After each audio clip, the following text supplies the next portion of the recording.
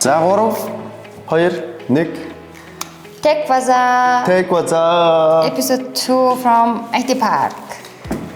Сайн бацхан та бүгдээ өнөөдөр мэндийг хүргэе. IT Park-аас Tech Bazaar 2 дугаар дугаараа эхлэхэд бэлэн болсон байна. Яа, амар хэцүү. Тэгэхгүй яг бас та бүхэн манай 2 дугаар дугаараа хүлээсэн баг. Манай бүх үзэгчид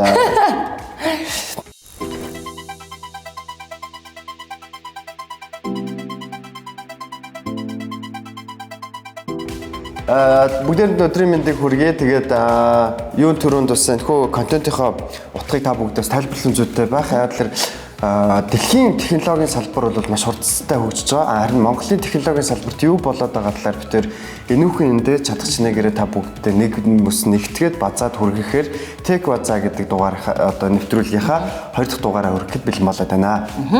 Дэлхийн технологи ярихгүй.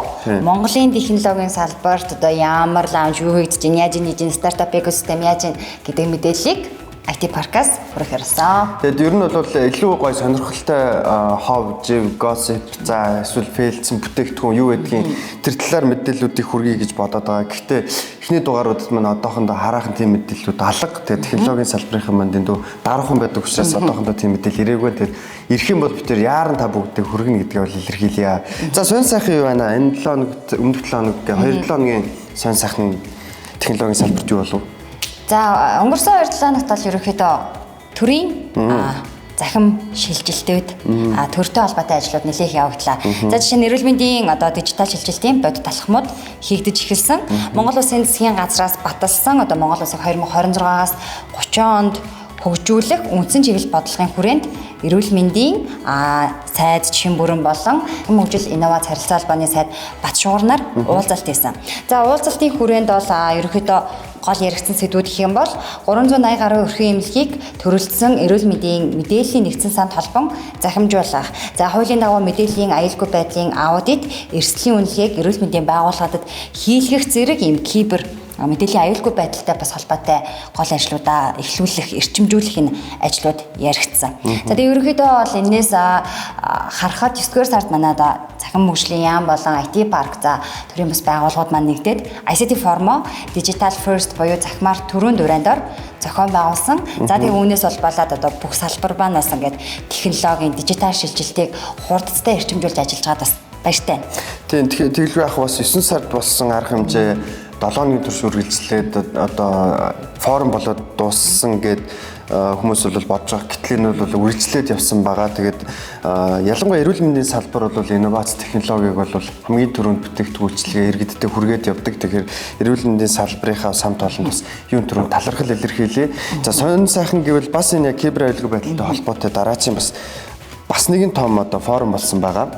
За Монгол улсад хиймэл оюун кибер аюулгүй байдал сэдвээр дор за Cyber Sovereignty Forum бол яг амжилттай 3 дахь жилд амжилттай зохион байгуулагдсан байна. За энэхүү форумын хүрээнд бол кибер халдлага, за зөрчлийг илрүүлэх, за таслан зогсоох, хариу арга хэмжээг чадахгүйг сайжруулах, за мөн цаашлаад бол онцлог дэд бүтцүүдийг сайжруулах гэх мэтчлэн маш олон одоо төрөлтэй зорилтууд дээр одоо энэхүү форум амжилттай зохион байгуулагдсан. Мөн энэ дээр бол төрийн төр хувийн хвшлийн хамтын ажиллагаа, за бас мэргэжлийн хүний нөөцийн чадхыг нэмэгдүүлэх гэх мэтлэн олон зорилт болсон байгаа. За тэгээ энэ дээр бол оролцсон зүйлсүүд нь юу болсон бэ гэхээр 280 гаруй төр хувийн хвшлийн одоо салбарын мэргэжилтнүүд оролцсон байна. За мөн цаашлаад мэдээллийн аюулгүй байдлын аудит хийх тусгай зөвшөөрлөтэй компаниуд оролцсон байна. За мөн Монголдо бас инженер техникийн хүмүүсээс гэлтгүү бас олон улсын бас компаниуд бас энэхүү арга хэмжээнд дээр оролцсон байгаа. Тэгээд ер нь бол Монголын кибер аюулгүй байдлын экосистем бол бас нэг алхмаарч гэсэн ингээ урагшилж байгааг бас харахад бол таатай байна. Ер нь бол кибер аюулгүй байдлын одоо ингээд сургалт арга хэмжээнүүд дээр очиж байхад Монголд бол ялангуяа дата төв за төрийн байгууллагууд руу бол өдөрт тоо томшгүй төсөөлшгүй халдлагууд бол орон орноос ирдэг юм бэлээ. Тэгээд энэнийг бол бат хамгаалан зогсож идвэс кибер аюулгүй байдлын хамт олондоо бас талархал илэрхийлье. Энэ бол одоо тийм ялчгүй л одоо бүрэн эрхт тусаар тогтнол гэдэг шиг л одоо хүн болгоны мэдээллийг хамгаалж идэг зүйл болоод байна л да тийм. Энэ 7 хоног нэрээ манай International Cyber Day болж байгаа. Тийм ч учраас бас Монгол улсад кибер аюулгүй байдалтай холбоотой үйл ажиллагаанууд эрчимжсэн байх гэж бас бодож байна. Тэгэхээр бас Монголын одоо кибер аюулгүй байдалд кибер салбарт ажиллаж байгаа ажилчдаа бас баярын мэдээг нэрийн тушааныг төлөвлөлт хүргэе. За баяр хүргэе. За тэгэд өөр сонь сайхан юу болов бас л ер нь манай төрийн байгууллагууд бол нэлээл идэх оролцоогоо бас иргэддэг үргээд ажиллаж байгаа. Тэгэхээр хурдан кап гэдэг одоо маш гоё арга хэмжээ болж байна. Миний талаар сонь сайхан. За төрийн цахим үйлчлэгээ зохицуулалтын газар маань бол яг хурдан кап 2025-ыг бүсчилсэн байдлаар бүс алган дээр зохион байгуулж байгаа. За тэгээ сая бол өнгөрсөн өдрүүдэд Сэлэнгэ аймагт төвийн бүсийн хурдан кап 2025 амжилттай зохион байгуулагдсан.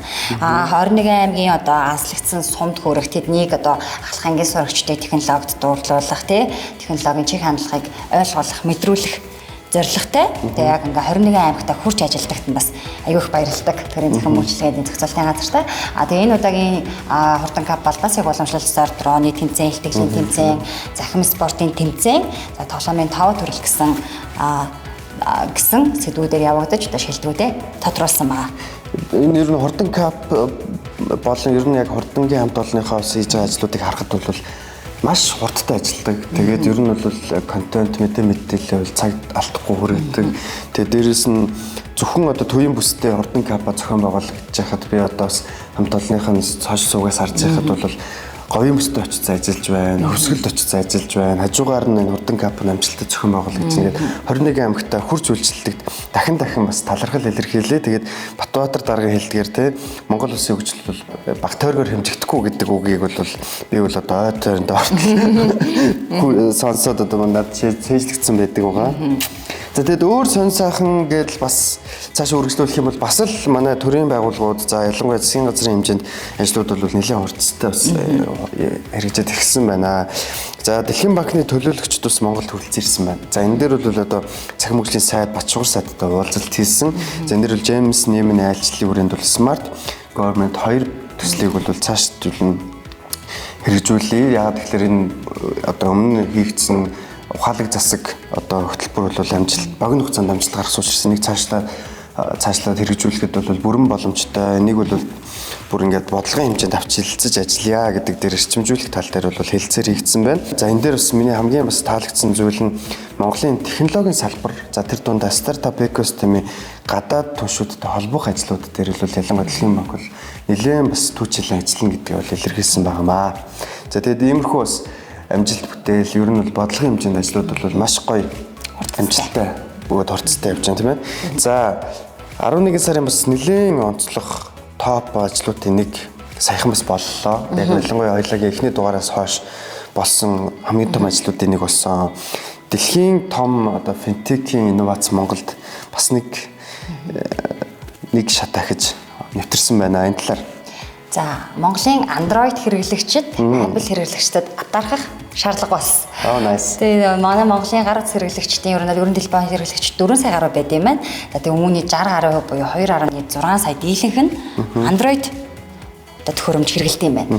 За тэгэнгүүт Google Pay, Google Wallet Монгол улсад нэвтэрсэн. Одоо 2.6 сая Android хэрэглэгчид маань дэлхийн хаанч Google Pay-ийг ашиглах энэ гоё боломж нэгцэн. Худалдаа хөгжлийн банк, Голомт банк, за Монгол банк нар за Боном компанитай хамтарч ерөнхийдөө бас инновацийг одоо Монгол улсад оруулж ирсэн байна. Аюу төрөнд бас баяр хүргэе, талархал илэрхийлье. Дээрээс нь ер нь NFC технологи суурилсан гэдэг манайхан бас сайн ойлгоорой тий. Одоо миний өдөр оюутанда барьдаг байсан S1, S2 мөр бол одоо NFC дэмждэггүй болохоор болохгүй нэ гэсэн үг. Тэгэхээр таны утас NFC дэмждэг бол яг одоо Google Pay ашиглаад одоо бүтээгдэхүүний худалдаа авалтаа хийгээд эхлээрээ. Аюу амар юм Apple Pay дээр бол ингээл төлөөл утсаараа төлөөд явах ямар хурд юм бэ тий. Тэгэхээр Android хэрэглэгчдийн хүү бүтээгдэхүүн нэвтэрсэнд бол маш бас миний хувьд бол гоё санагдчихэв. За окей. Тэгэхээр Монголын стартап экосистемээр сонь сайхан сая 2-7 оны хугацаанд юу болов? За манай стартапын маань ер нь бол бүгд завгүй. Тэгээ мэдээлэл бас төдийлөн сошиал суугуудтай бас өргөдөггүй. Тэгэхээр ер нь бол нөгөө pitch төслөөд завгүй явж байгаа болохоор яалчгүй бас мэдээллийг нэгтгэхэд бол жоохон хүндрэлтэй байдаг. Тэгэхээр бид хоёр бол бас чадах чинээгээрээ стартап экосистемийнхаа бас онцлог одоо үйл ажиллагаа төсөл хөтөлбөрүүдийн бас та бүгдээ хүргэж бодсон. Надад сонирхолтой санагдсан зүйл хэм бол Монгол Их сургуулийн багш оюутны стартап 2025 буюу Нам стартап 3.0 хөтөлбөрийн сонгон шалгаруулалт бол зохион байгуулагдсан байна. За энэ ажлын хүрээнд бол Монгол Улсын сургуулийн оюуны өмчийг эдийн засгийн эрхтэлд оруулах, за инновацийн судалгаа шинжилгээний ажил төсөл хөтөлбөрүүдийг зах зээлийн эрэлт хэрэгцээтэй уялдуулах гэх мэт л одоо салбар дундын судалгаанд суурилсан багш оюутны хамтын ажиллагаа цаашлаад гарааны бизнес, гарааны компани дэмжлэг үзүүлэх зорилготой энэ арга хэмжээ бол одоо 9 дэх жилд амжилттай зохион байгуулагдсан байна. Энэхүү хөтөлбөрийн хүрээнд одоо амжилттай оролцсон бүх багш оюутны одоо төлөөллүүдтэй баяр хүргье. Баяр хүргье. За бас манай бас гарааны бизнес ялангуяа стартапын томоохон одоо амжилттай инновацлог компани, маш гоё компанийг санаачилсан байна. Энэ талаар үзэгчдэд мэдээлэл хүргвэл. За манай игрээ Paperless 1 million challenge-ийг одоо санаачилж байгууллагуудын дунд зарласан. За энэ ямар өчртэй юм бэ гэхээр Монголын цахим гэрээний платформын хамт олон байгууллагуудын дунд одоо цаасан гэрээнээс татгалзах хураатай Paperless Challenge гэсэн үг. За оролцоход бол маш амархан. Та гэрээдээ угаасаа хамтран ажилладаг байж болно. Шинээр бүртгүүлээд шинээр хамтран хамтын ажиллагаагаа байгуулад оролцож болно. Тэгээ бүх салбарын бүх байгууллагуудад оролцоход нээлттэй. За шалгаруулах журам бол гэрээ цахим системийн гэрээний системийг ашиглаад хамгийн түрүүнд 1 сая хуудас цаас хэмнэсэн байгууллагт 2 сая төгрөгийн эрхийн бичиг бэлэглэх ийм шагналтай байгаа юм билээ. Бас мөн өөр цом, за гарын бэлэг зүйлсүүд бол мэдээж бас байгаа. Nice. Ер нь бол тэгэл өөрсдийнхөө бүтээгдэхүүн үйлчлэгээ захимжуулаад илүү хөнгөвчлөлөө. За бүр тэрийг төлбөр төлөх биш бүр зөрүүлээд мөнгө авах нь шүү дээ. Энэ бол маш гоё одоо компанид ажилласан байна. Угаасаа Paperless гэхээр лигэрээ санаанд орж ирдэг л дээ. Ялчгүй л захим гэрээний платформ Монголд бас нэлээд амжилттай яваа. Тэгэхээр та бүхэн ялангуяа одоо гэрээ хэр байгуулдаг одоо үйл ажиллагаатай компани бол лигэрийг бас судлаад бас сонгон үйлчлүүлэхийг санал болгоод. Гэтэ бас холбоотой дараачийн нэг шинжилэл апдейт болсон байна. Ялангуяа Монголын бас хүн болгоны утсан дээр UbiCap хамгийн олон хэрэглэгчтэй дараа аппликейшнуудын нэг тийм ээ. Тийм шүү. UbiCap платформ одоо 4.0 апдейтаа шинжилгээ танилцуулсан байна. UbiCap чинь утсан дээр байдаг бах. Тэгээд апдейттэй танилцсан нь сонь сайхан юу байна тэрүүгээр. Байлгүй яах вэ? Ерөнхийдөө ажиллахад маш хэлбэр санагдсан. Тэгээд хурд илүү сайжирсан санагдсан. Тэгээ ерөнхийдөө давуу талууд нь гэх юм бол хоол хүргэлтийн логистик илүү ухаалаг болоод хүргэлтийн хугацаа багассан юм байлаа. SOS үйлчилгээ илүү тогтвортой. Бас энэ бол мэдээж чухал тийм ээ. Тогтвортой болсон байлаа. Тэгээ жолоочийн үйлчилгээнд нөгөө зохион байгуулалт чанарын хяналт нэмэгдсэн. Тэгээд нөгөө хэрэглэгч болон жолоочийн мэдээллийн бас сайбер талдаа илүү сайжирсан зэрэг апдейтууд байгаа юм билээ. Ер нь нөгөө хэрэглэгчдээс ирж байгаа онцлог яг энэ доор ингээд бүгд нэг тэгтэй сайжирсан байна шүү дээ. Жишээлбэл нөгөө машин яг хаана явж байгааг мэддэггүй үсрээд идэг байсан шүү дээ. Одоо тэр бол сайжирсан байна. Дээрээс нь нөгөө хаана очих гээд байгаагаа бас бичдэг болсон даваа талтай болсон мөлий тий. Тэгэхгүй бол өмнө нь нөгөө ирээл яадаг яг суудаг тэгээд ийшээ явахгүй гэрээ байсан бол за зарим нэгэн дур мэдсэн томдлоготой жолооч нар тэгдэг байсан бол хаана очихоо мэддэг одоо бичдэг болсноор жолоочтой ч амар очих байгаа хүмүүстэй ч амар тийм болж байгаа. Тэгэхээр 4.0 хувилбараа бас амжилттай Монголын технологийн салбарт одоо үлгэдэн авсан UbiCap хамт олондоо бас баяр хүргэе. Тэгээд тавтыг судахгүй олон улсад бас ланч хийгээрэй гэж танилцуулаарай гэж ерөөё. За ингээд ер нь технологийн салбар бол бас бужигнаантай 2-7 хоног хүрэхгүй хугацаанд ихэд бас нэлээд олон ажлууд хийгдсэн байна тий. За IT паркер сонь сайхан юу байна? За манай үйл ажиллагаа бол яг өдөр тутам сайхан явдгаараа, урагшилтгаараа явж гин. Мэдээж жилийн эцэс алж байгаас нэлээд ажилтай байна. Ажлынхаа хажуугаар бит өөрөөс бацгаал хичээж гин. Базаага ээж гэлээ. За тэгээ сонь сайхнаас гэх юм бол Чингэлтэй дүүрүүд сая хактон зохион байгуулсан. За 27 Чингэлтэй дүүргийн ахлах ангийн 27 сурагч өөрсдийнхөө одоо хүсэл санаа ажиллагаар хамрагдаж одоо энэхүү тэмцээнд оролцсон байгаа. 2 өдрийн турш үргэлж байсан.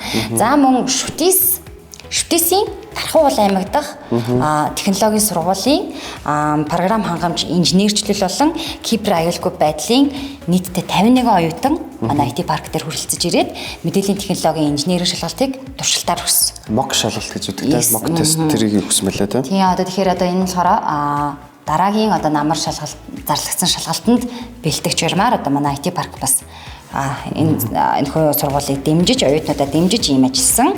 За тэгээ бас инкубатор компаниудын маань одоо уламжлалт хагас жилийн үнэлгээ оллоо. За зарлагдсан байгаа зүйлс гэх юм бол мэдээллийн технологийн инженерийн шалгалтын сургагч багш бэлтгэх сургаалт зарлагдсан байна. Топсид шалгалт зарлагдсан байна. Гэх зэрэг юм сонир сайхнууд бас олонтой байна IT паркаар. IT паркаар сонир сайхан гэвэл маш их байна. Тэгээд өөр одоо технологийн салбарын сонирхолтой мэдээлэл байх юм бол та бүхэн бидний хэлхийгээрээ доор гарч байгаа мэйл хаяг руу доор гарч байгаа. За доор гарч байгаа мэйл хаяг руу болон тэгээд шууд коммент эсвэл чатаар төрлөө мэдээлэл үргээрээ. За 12 сар бол одоо хүн болгоны хувьд бол маш гоё сар. Амжилт бүтээлээд өгнөдөг. За бас шинэ жилийн уур амьсгал гацуур модоор амьсгалсан жил байдгаа. Тэгээд энэ жилийн одоо технологийн хамгийн том одоо салбарын шинэ жил болох Digital Night маань бас 5 зарлагдсан байлээ. 12 сарын 11-нд хаана нэлээ?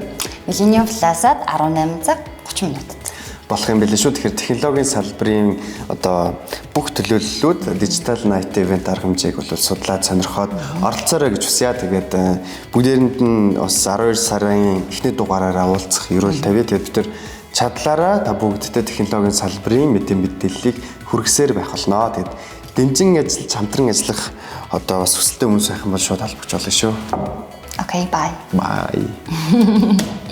Bye. Take waza. Энд нэг хоолой орчих юм ба. Take waza. Take waza гэ хоолой салгах юм аа.